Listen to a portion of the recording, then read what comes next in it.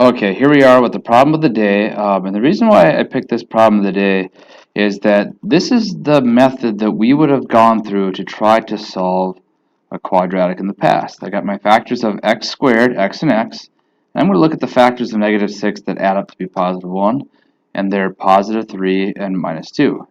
And because this is equal to 0, I can set that parentheses equal to 0, that parentheses equal to 0, subtract 3 from both sides and get x is equal to negative 3 as one of my solutions, add 2 to both sides and get x is equal to positive 2 to get my second solutions. So there's my two answers for x. Now the reason why I bring this up is what if it's not factorable? Okay, here's some things with some square roots, and I'll explain why we're dealing with the square roots here in a little bit. In fact, actually, I'm going to skip this. I'm going to hold off on this, actually. I'll talk about it a little bit later. Okay, so here we go. I'll try to flip that over to the next page. Again, we can try to factor this. I can try to solve by square root, but there are some that you just can't.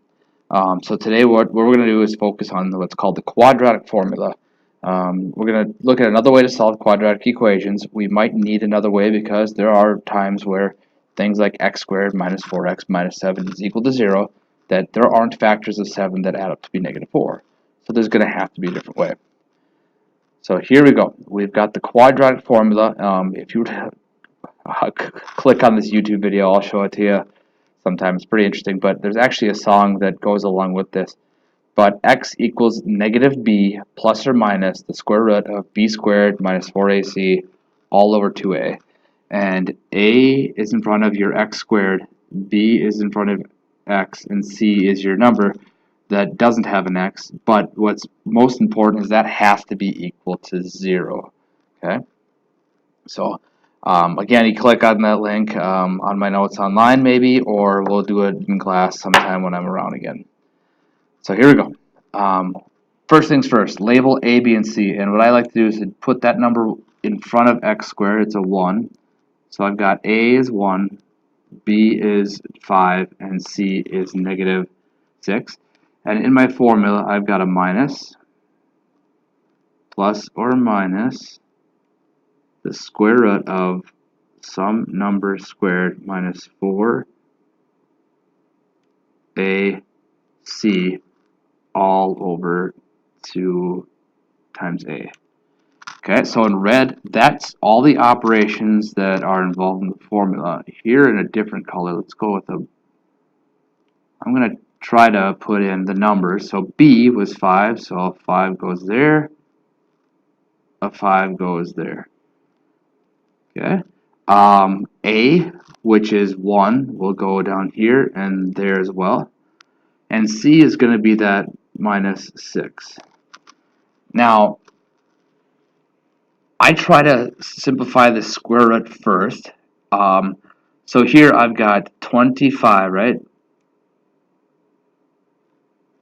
And because it's minus 4 times a positive 1 times a negative 6, I like to multiply them all together. There's two negatives, so I'm going to get a positive 24. So that means I'm going to end up adding those two numbers. And that's going to go underneath my square root. I've got a negative 5 plus or minus that number all over 2. So we'll scrap that. We'll come back to that guy. But coming back up here, that means I've got a negative 5 plus the square and minus the square root of 25 plus 24 is 49 all over 2. Now, the square root of 49 is 7, so I'm going to take a minus 5 and subtract 7, and then divide by 2. And then I'm going to take a minus 5, and I'm going to add 7, and then I'm going to divide by 2. Make sure you do what's on the numerator first. So negative 5 minus 7 is a negative 12, then divide by 2, and you get negative 6. There's one of your answers for x.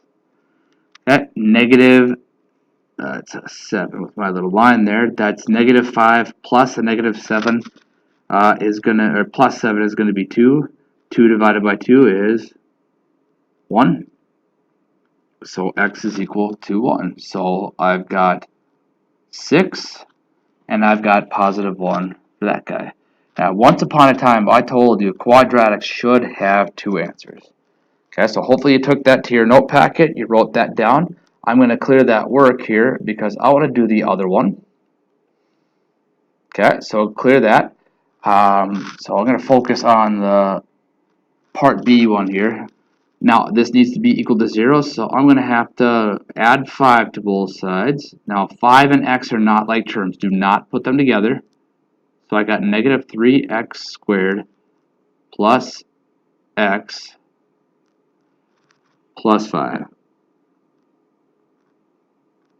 equals 0. So now a is going to be negative 3, b is 1, and c is 5. Okay, again, I'm going to set up the formula. So I've got a negative that's part of the formula. And then parentheses, I'm going to put in b plus or minus the square root of b squared minus 4ac all over 2 times a. Okay, so in black here are going to be the numbers where they belong. I'll have a b of 1, so 1s will go there. I've got an a value of negative 3, so the negative 3 will go in for a. I'm not going to have enough room there. Hopefully you see that negative 3. And then a c value of 5. Okay, so again, I like to do the square root as much as possible first. So I got the square root of 1. Negative 4 times negative 3 is a positive 12. Positive 12 times 5 is 60. Okay. I'll even take this a little bit farther. I'm going to make that just the square root of 61 right now. Okay. So then I got negative 1 plus or minus the square root of 61 all over negative 6. Now, you could find the decimal. You could take the square root of 61 in your calculator and work with that. But for now, let's just go negative 1 minus the square root of 61 over negative 6. There's one answer, and leave it like that. We'll talk about that a little bit more on the next day. And x is equal to negative 1 plus the square root of 61 over negative 6. Okay, so that is your quadratic formula. Okay, let's try it again. Let's see, I'm going to pick one of the two just for time's sake, and I think I'm going to pick D to work through because it's going to have 3 numbers of A, B, and C. So none of them, well, I shouldn't say that.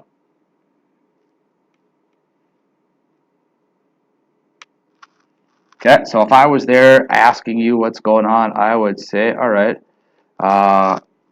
what's A? It's the number in front of x squared, 2. What's B? It's negative 8. And C, I'll try to write this a little bit better. I'm working with kind of an interesting pen.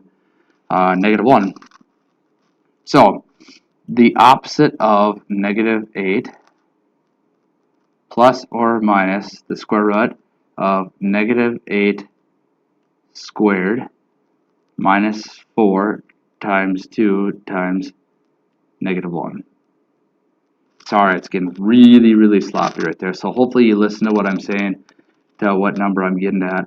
But 2 times 2. But this number right here is a negative 1.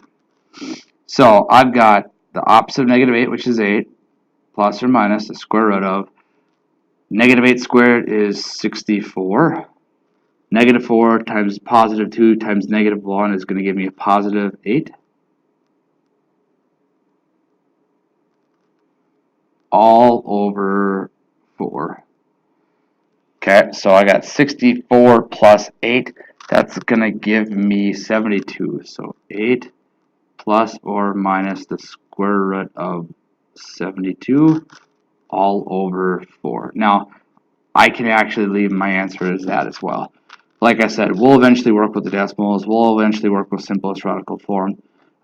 Just for the sake of now, we'll leave it as is. But also, biggest thing is right now I don't have a calculator with me, so I don't know exactly what the square root of 72 is. But if you can leave them like that for your homework, that'd be fantastic. We can quick and easy get those put into decimals. So work through the worksheet 9.1 A. Hopefully you have your note packets to work through as well, and this helped you out with them.